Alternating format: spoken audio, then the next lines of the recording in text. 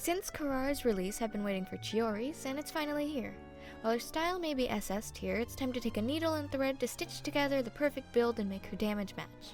Welcome to How to Build Chiori. I'd like to start by specifying all of her roles have more or less the same build, unless you build her as something random, like a physical DPS or of the like. But assuming DPS or sub-DPS is her role here, the builds explained will work for your role. Starting with her skills, Chiori's elemental skill, Fluttering Isode, makes her go forward in a dash and places a doll named Tomoto. Tomoto will attack enemies every 3.6 seconds with geo damage, scaling on Chiori's attack and defense. Tomoto will stay on field for 17 seconds, which is a second longer than the cooldown. If any geo constructs are nearby, or if any are created nearby while Tomoto is on field, there will be a second Tomoto created. So if you forget to place a geo construct, don't worry, you can place one afterwards. Even if the geo construct is destroyed, the second Tomoto will remain. Her burst, Hyoku, Twin Blades, is a simple, yet very pretty, just an attack burst, as in it does nothing else really unless you have some constellations. It scales on Chiori's attack and defense. I'd recommend leveling her skill first, then her burst, then normal attack if you want to, for most builds. For other niche builds, you can judge this by yourself. Although I will note, for DPS Chiori, you will definitely want to level her normal attack. Her Ascension passive, Tailor Made, is quite interesting. Right after doing her elemental skill, if you press it again, you will automatically activate a follow-up effect and switch to the next character in your party. And within 8 seconds, 2 normal, charged, or plunging attacks you do will be followed up by Tomoto in a coordinated attack. Tomoto will only attack this way once every 2 seconds. In other words, attack and Tomoto will do an extra attack with you. You will likely want to make sure your DPS is after Chiori in your party setup due to this. If instead, after doing her skill, you choose to normal attack with Chiori, she will gain Geo Infusion for 5 seconds.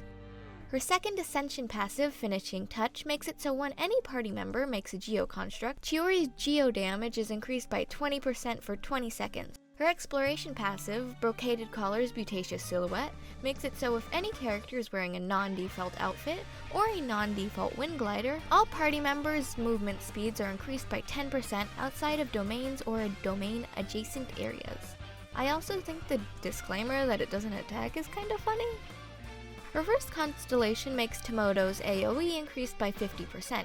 If you use her elemental skill, and if there is another Geo character in the party, Finishing Touch will be activated and another Tomoto will be summoned. Her second constellation makes it so after activating her burst, for the next 10 seconds, a doll, not Tomoto but instead Kinu, will be summoned next to your active character every 3 seconds. Kinu leaves the field after attacking or after 3 seconds.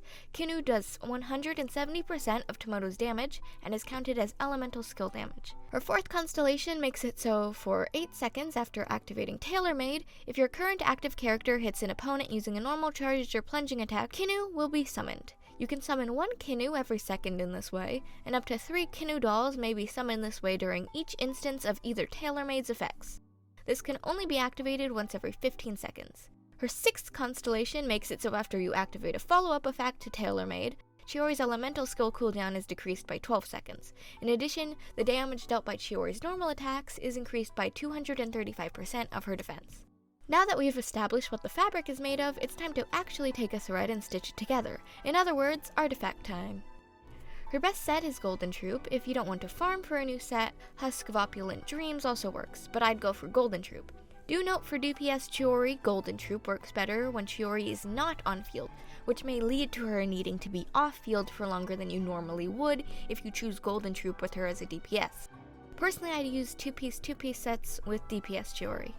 You can also make a 2-piece combination using any of the 2 following work: Archaic Petra, Husk of Opulent Dreams, Golden Troop, and any with 2-piece attack bonuses. If you're under Adventure rank 45, just use Gambler pieces you already have. For artifact stats, you'll want a Defense Sands with a Geo Damage Goblet. Her circlet should be a crit 1 for whichever crit stat you need more of. For substats, focus on crit, defense, and attack. For C2 Chiori, you'll also want more ER, but not enough to focus on.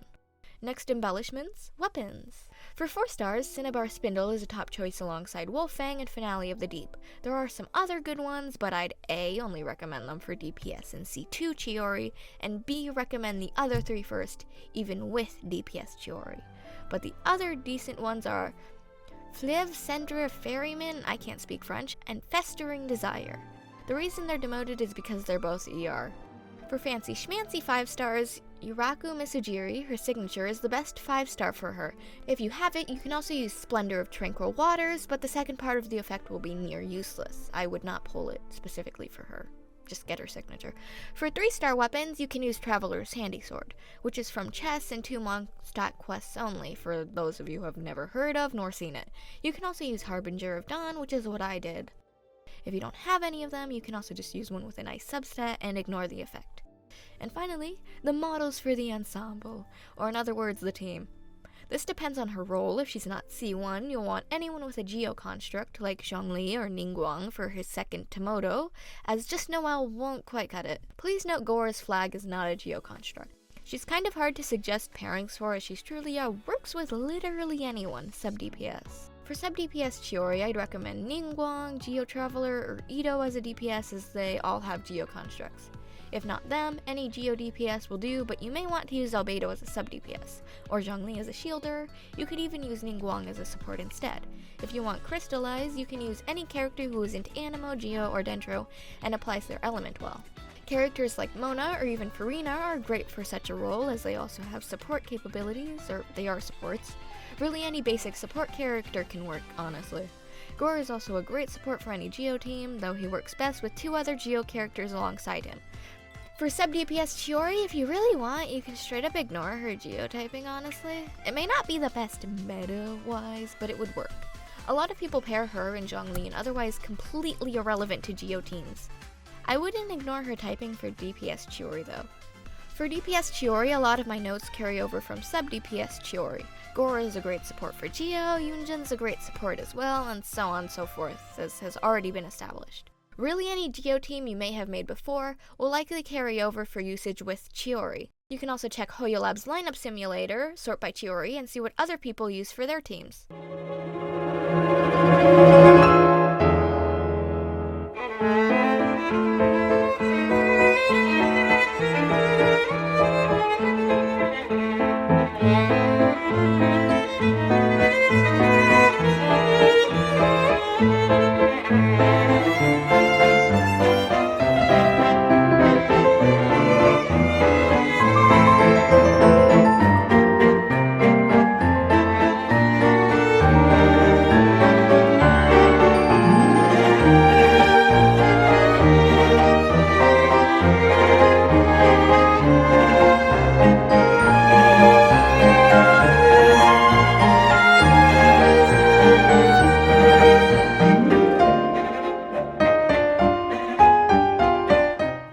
Such a pretty ensemble, why not embroider a subscribe button and comment any questions below?